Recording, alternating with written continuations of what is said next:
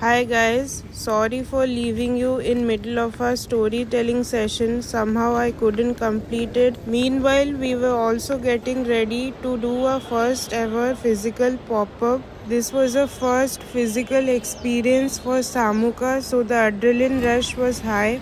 We were exhibiting in Hyderabad in December with Craft Roots exhibition. As it was the first time for us, we didn't know what to expect. We went there with a clean slate. We were confident, but we were also nervous.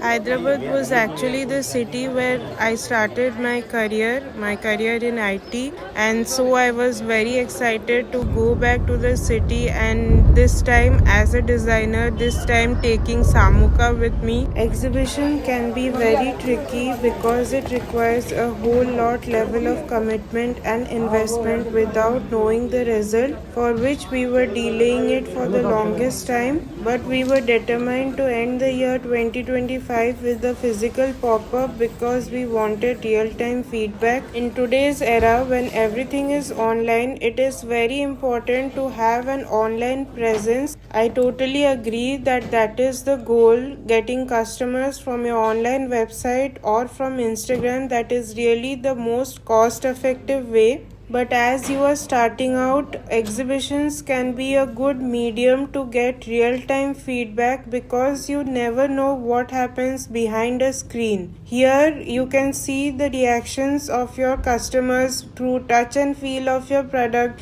and what is nudging them to buy, what is not nudging them to buy. You can get a real time feedback of everything. So, to get this clarity and implement our learnings in our future designs, we did this exhibition.